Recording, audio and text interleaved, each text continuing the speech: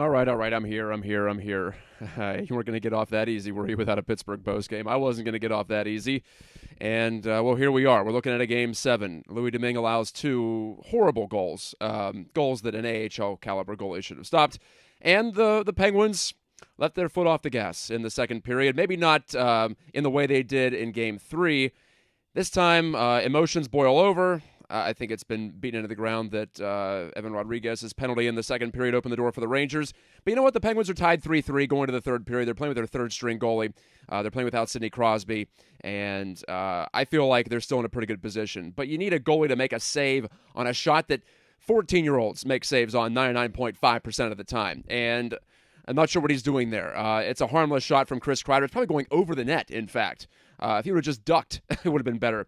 Instead, it flutters off his glove and his blocker for some reason, and just barely into the net, with Jeff Carter reaching futilely to try to fish it out. And so that's the winner with about 2 minutes to go in a game that was as tense as you could imagine, had a Game 7 feel in a Game 6. And I think just because of the uncertainty of who the Penguins might even have available in Game 7, Evgeny Malkin was cold and then hot, I guess you could say, as he put together one of the more maddening games in recent vintage for him, and that's saying something.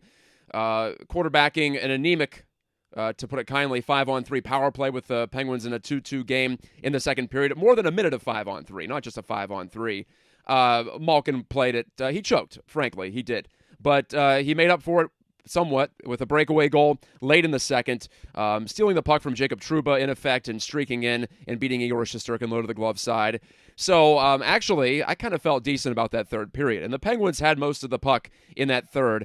And a couple of really good chances. Brian Rust missed a half-open net from about, 20 feet out on a pass from Mike Matheson, maybe even 15 feet out. Perhaps I'm being kind to Brian there. And beyond that, we had an opportunity for Rodriguez as well in the slot, but his shot was deflected by Keandre Miller and then tipped into the corner. Also, Jake Gensel had a deflection on a sneaky little chance with about 4 minutes left. That went off the shoulder of Shesterkin, high in the air. Why couldn't that one have gone in? Anyway, here we are, staring at seventh game. I just joked I was going to have my Steve Dangle moment, but that's not really my style. I don't know if screaming is going to get the job done. I don't know if, my 5-year-old, who I just finally got to bed at 9:30, who was for some reason rooting for the Rangers tonight, just to tick me off, I think. That's his personality. Anyway, my failures in parenting aside, he is asleep directly above me, so I'm not going to scream and yell, but if Tristan Jarry is at all mobile, if he is able to stand up, I think he's got to go in Game 7. That's just, it's unacceptable. I don't know how, as a team, you go back out there in front of that display that Domingue put up. The second Zibanejad goal was almost as bad as the Kreider goal. I say almost because nothing was as bad as the Kreider goal. Maybe the worst goal a Penguins goalie has given up in a big moment. I'm trying to think of a Marc-Andre Fleury goal that stands out beyond that. The one where he knocked in Zetterberg's goal in the 2008 final with his butt. If you remember that, he sat back on it and killed the Penguins' chances. But the Pens were already trailing in that one. So you may have to go back to Tom Barrasso against Tom Fitzgerald in the 1996 Eastern Conference Final. Florida Panthers, Penguins at the Mellon Arena, then Civic Arena. Game 7, a shot from basically the neutral zone, beats Barrasso, who at that point was starting to fade and fade fast. In this case, we didn't expect much from Louis Domingue, but you know what? Even when he has made saves, he hasn't looked good. And we can be honest about it. It's not like we can pretend or we have to pretend that he's any good. He's just not. And maybe it's a miracle the Penguins have gotten this far with him, honestly. Well, they scored 7 goals in back-to-back games against mostly Igor Shesterkin, the consensus Vezina winner and MVP finalist. And, hey, Shesterkin was good tonight, I thought. Outside of mishandling that Pettersson shot from the point that led to the Carter goal in the first period. And then, of course, he made that brilliant pass up the center of the ice. Speaking of Tom Barrasso, that was one he would have been proud of. Anyway, let's look at some comments. My thoughts on the game, Beetlejuice screaming, "You bunch of losers," kicking over a tree, and then yelling, "Nice effing model." The second period disappearing act is ridiculous, says Walt. Yeah, Chris Letang getting in the way of the shot from Zibanejad on the first Rangers goal, too. That's just confusing. I don't really understand what's going through his mind there when he should be streaking over to cover Kreider at the side of the net. Instead, he just stops right in front of Domingue, who obviously needs the help because then he's beaten cleanly on a point shot through the 5-hole from 55 feet away to tie it 2-2. So I don't ever want to see Louis Domingue in the Penguins' goal again. I'm sure he's a nice fellow, but it's just not working out. Enough's enough. I don't care if you have to go to Alex D'Orio. Actually, maybe I do care. He was one of the worst goalies in the ECHL this season when he played for the Wheeling Nailers. Wow, what a predicament. Obviously, DeSmith isn't coming back, so it's got to be Jarry for me. It's got to be Jarry, and you wonder about Sidney Crosby, too. How's he feel watching that? A team up 2-0, and in this case, they knew they were going to be without him for the entire game. But, the penalty to Rodriguez, in some ways, I feel for him because he was just cross-checked into the boards. Yes, he turned into the boards, but there was enough time for Lindgren not to cross-check him, or at least give him a soft bump or a stick check. You don't hit him from behind. And, of course, Lindgren did, and, of course, it wasn't penalized. And, of course, then Rodriguez comes back with a shoulder-to-shoulder, I thought it was, type of a hit. But, they're always looking for the retaliation because they're too freaking inept to make the initial call. So, got to find something. Here's an idea. Maybe if you feel like you miss a call in that case, don't call the retaliation because if you're trying to even things up, I think that would be the move, wouldn't it, if you're an NHL referee? TJ Luxmore, I think, was the luminary who made the dumb call on the retaliation penalty. I just didn't feel like I was with I'm rarely saying this, but I was with Paul Bissonnette on that one. That didn't even rise to the level of a retaliation. It was barely a hit. It wasn't a stick swing. It wasn't anything that actually was outside of the game of hockey, but they still call it. And I know that Rodriguez should know that he can't make it that easy to call a penalty on him. But, man, you just got to be frustrated sometimes, especially when you almost get your neck broken going into the wall. Theo Bora Ford has just a bunch of crying emojis on the live chat. Join us on the live chat, won't you? Yes. They literally almost scored 2 times on our 5-on-3. The 5-on-3. Again, I put most of that on Malkin because the Penguins got the puck to him at center point. Usually, that's a good play. Usually, that's what you want. And Malkin has honestly been good on a 5-on-3 in his career. He scored a lot of slapshot goals, one-timer goals from that right side in his career 5-on-3. So maybe that was part of the issue too. Malkin at center point. It should be Letang perhaps. But at any rate, it wasn't a great effort from anybody on the ice in that situation. It ends up costing the Penguins because even though Zibanejad hits the crossbar, did not score on a 5-on-3 to look that bad at a 5-on-3. That's got to take some wind out of your sails, even though you feel like you might be pushing back and you feel like you earned that 5-on-3, which they rightfully did. Let's see. Scott Rousick, not sure how you're so composed. I am in so much pain. Hey, that hurt. A lot of times I just get sad. I get more subdued as the night goes along. I was saying and thinking some nasty things about Louis Domingue, I'll be honest with you, when that puck went in, but I've got to be at least somewhat coherent for you guys. I don't have an editor like Steve Dangle does on his podcast, his post-game Leaf fan reaction. This is all live, so I've got to at least somewhat keep it together. Nick Turhar says, I'm in shock. So am I. Stingy Cam, no call on the interference on Gensel behind the net with a little over a minute. Did you really expect that to be called? Maybe fool me once, shame on you. Fool me twice, shame on me. But I agree. It wasn't Carter, I thought. He was actually checked into the net. If it was Carter or Gensel, whatever. There was something going on there, and it could have easily been a penalty call. Walt also adds, Todd Reardon needs to be fired. I agree. I don't know why they bring in this Capitals retread. Sorry. I'm being extremely unfair to some people tonight. Todd Reardon was a pretty good coach in the Penguin system for a long time, but it's just not working. The power play should be much better than this. And guess what? Before he showed up in Pittsburgh, it was much better than this. The Penguins, when they won the Cups, I know they had Phil Kessel and Patrick Hornqvist, but they've also had good net front guys like a Jake Gensel, even though he's not a rough and tumble guy. They can make it work, and they have made it work without Hornqvist and without Phil Kessel. There's got to be a better way than what they're doing right now. To just punt away a 5-on-3 like they did, for me, that is grounds for dismissal for Todd Reardon. It was special teams tonight. If that last goal can be completely wiped out of our memory for right now, and please, let's let that happen for just a second. The Penguins, again, were the better team at 5-on-5. All 6 games in this series, even the game they lost, they've held their own. Game 2, that they lost by a lot on the scoreboard. They still held their own in that game, and it was pretty much a break-even type of contest. Maybe 1 or 2 goals go in on Domingue that shouldn't have in that one, but that's been a theme throughout the series, hasn't it? And the Pens have outscored their problems for a long time in this series. And now it's come down to Game 7. And again, they get 3 goals.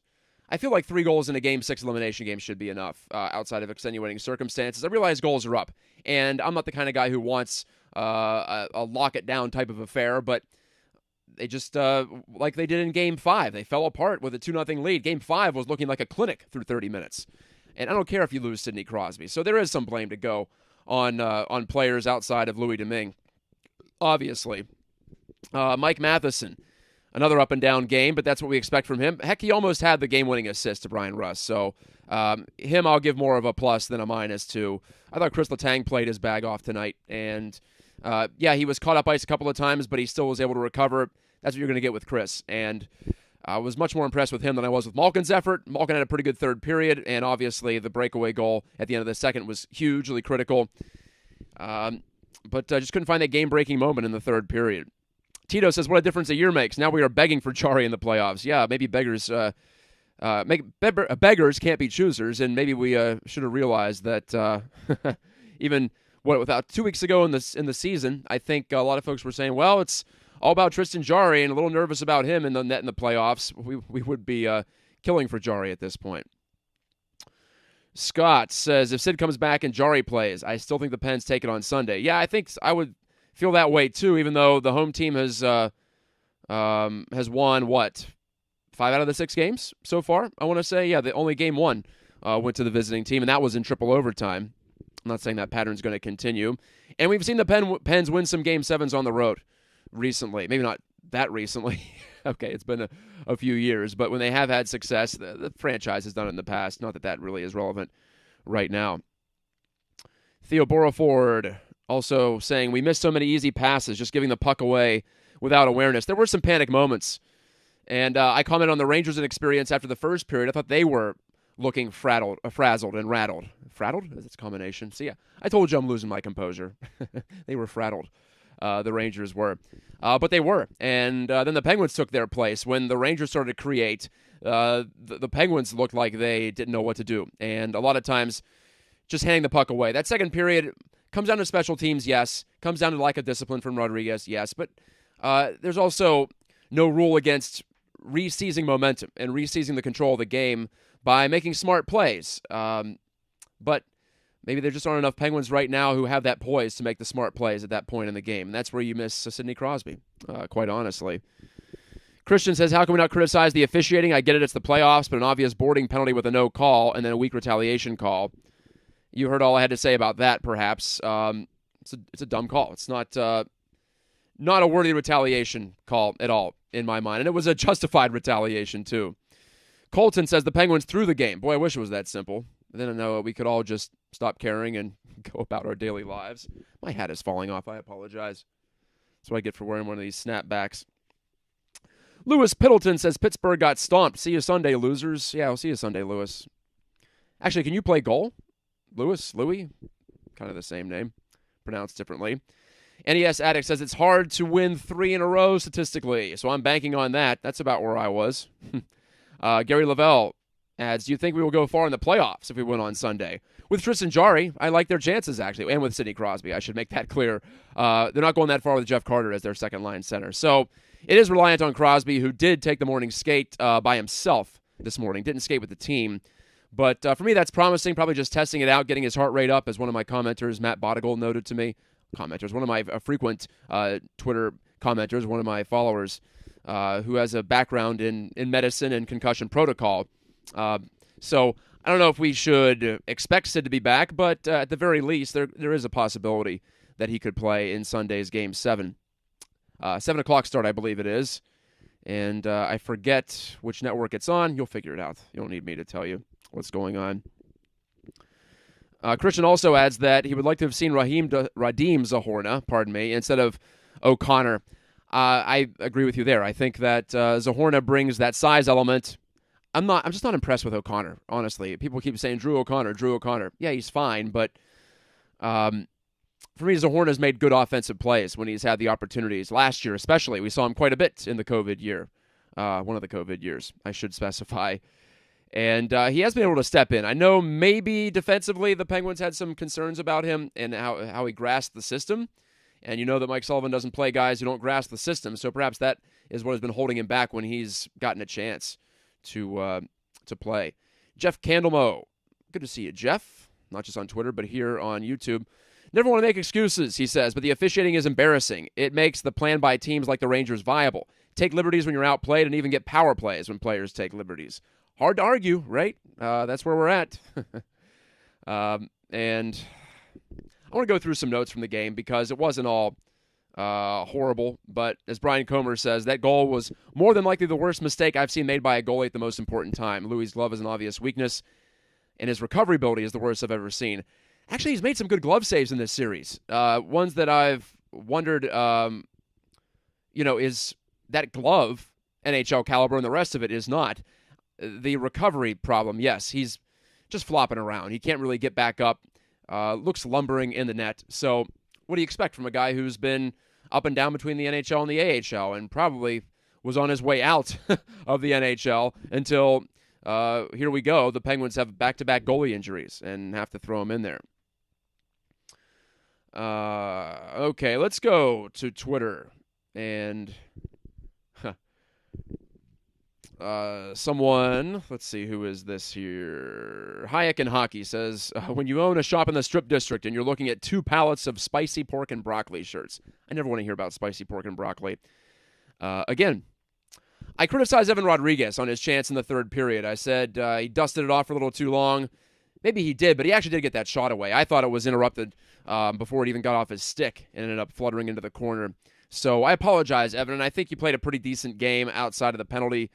A couple of times he had looks to score, didn't go in for him, but I think you can do a lot worse than Erod as a centerman, especially.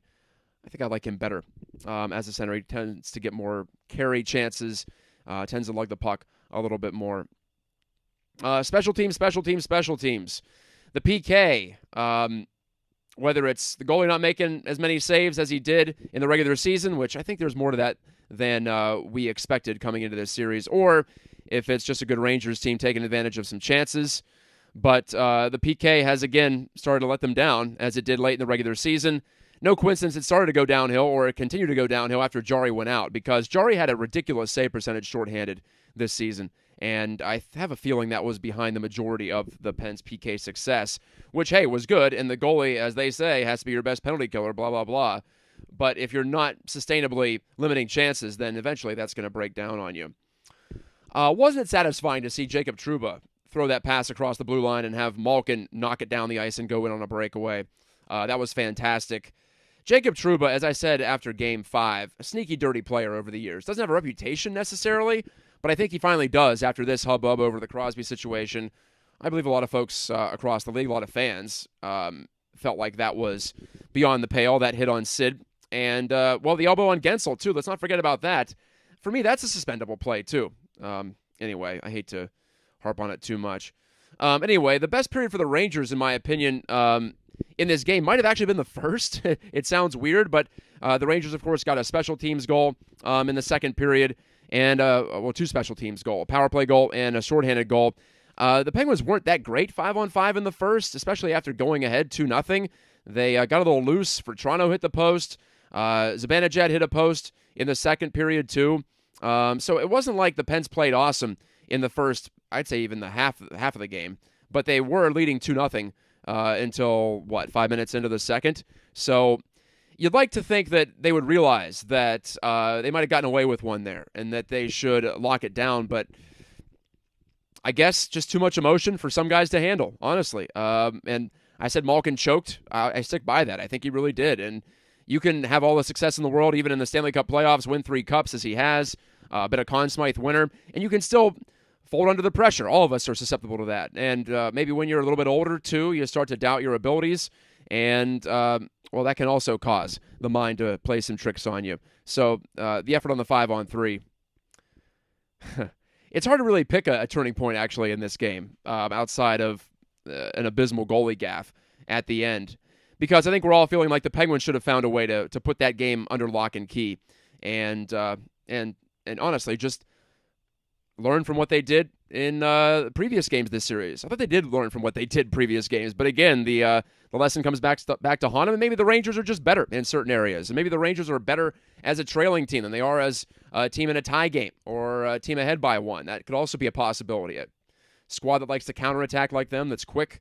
There may even be something to that, I suppose. But the Pens showed what to do when they're protecting a lead when they finally got it in Game 3. And we saw them have a dynamite third period there. We saw them destroy the Rangers' spirit in Game 2. In the second period of Game 4. Yeah, my head's all over the place. Get late in a series and that happens. But the point still stands. The Penguins put that effort out there, and here they are. Yes, without Crosby, but I still feel like there's enough veteran leadership out there on that team. This isn't that young of a team, to be honest with you. Maybe not a lot of them have won a Stanley Cup, but this isn't that young of a team. They know what to do. They've seen it earlier in the series at the very least, and just play got ragged too many times. And here they are again when they probably should have. I say should have. Closed out a victory even without Crosby and with a third-string AHL goaltender in net. Anything else from you guys? I'm kind of running out of steam. Maybe you can sense it. Maybe my heart's not in it quite tonight, but I feel like it's important to talk. Better than me just staring at the screen or watching some other game and wondering about what might have happened. So I'm asking you, would you push Jarry, I suppose? That's the question, right? Mike Sullivan said this morning, that they're trying to find out what's best for the player and the team.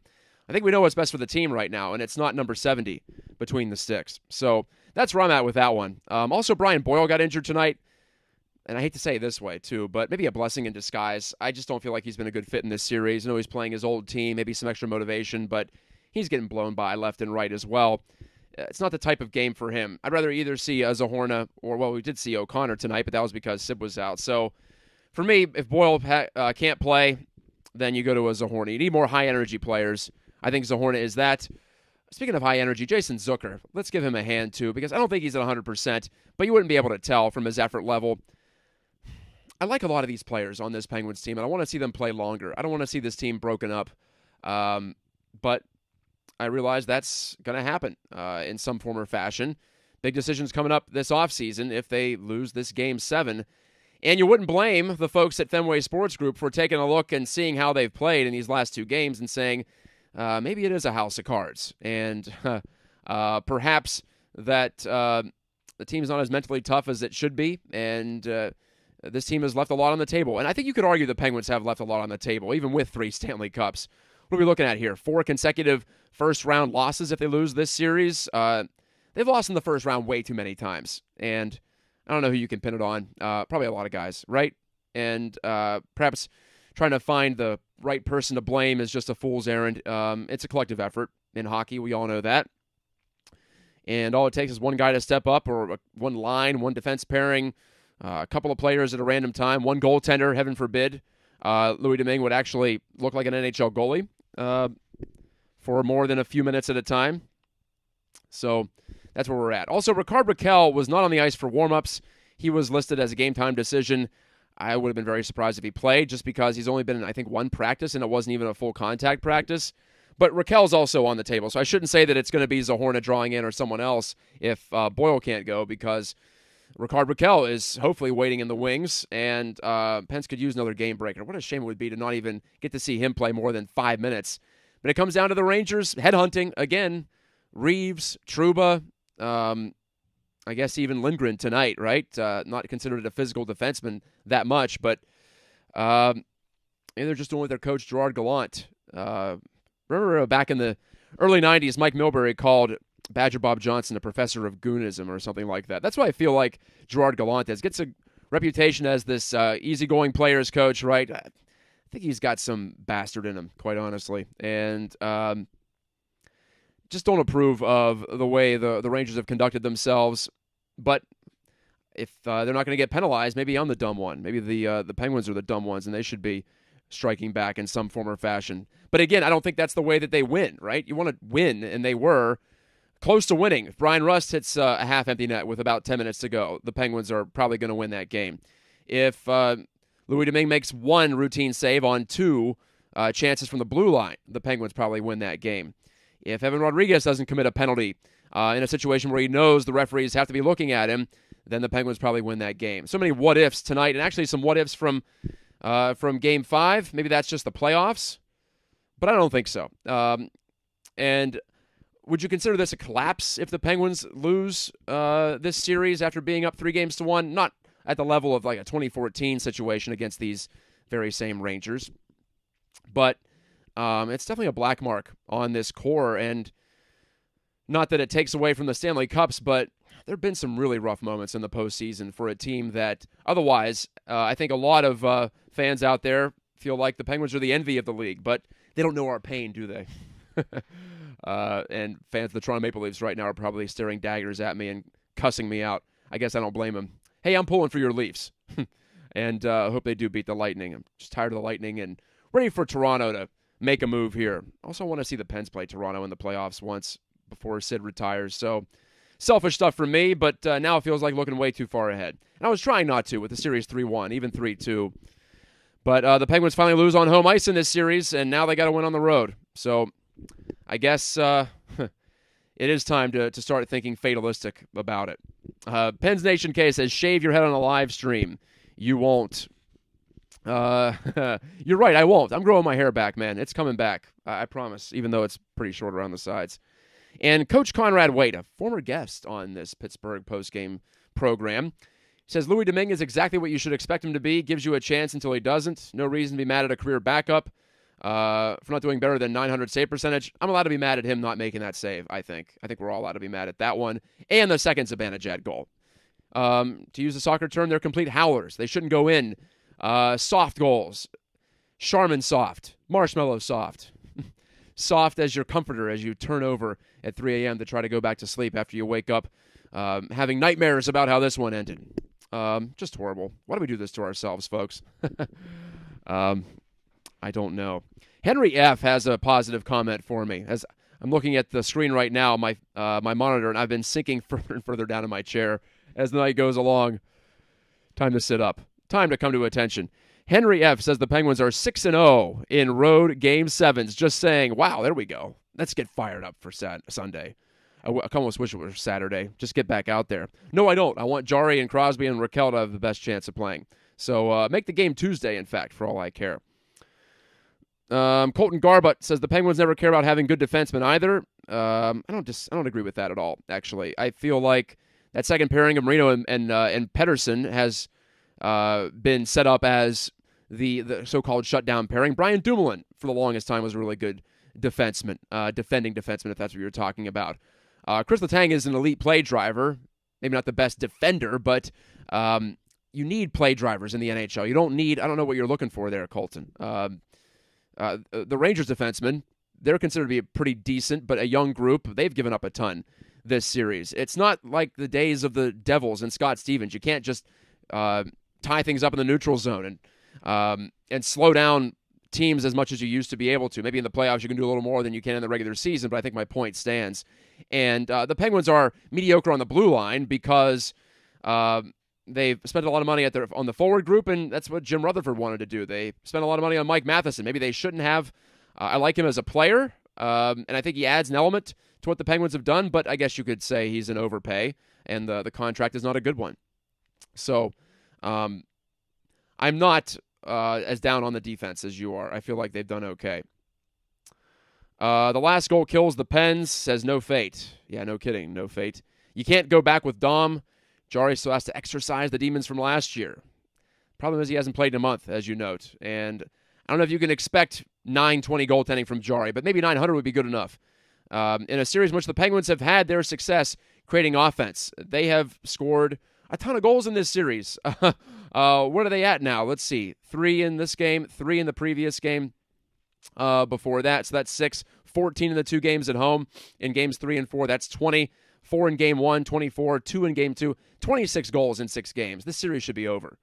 And bad injury luck, I suppose. And also, at the same time, I still feel like you need to get a couple more saves from even a third-string goalie. You just need better than that. And I thought that there were, I thought that there were more, I guess, goaltending options out there, and I thought that in general the position has gotten deeper in the NHL. Maybe not as many elite guys right now in the NHL, but I thought that there were more competent goalies waiting at the AHL level, for instance, and maybe Louis Domingue is making me eat my words and realize the error of my ways. Cosmac says Aston Reese would be nice to have in this series. I don't know about that. He wasn't very quick.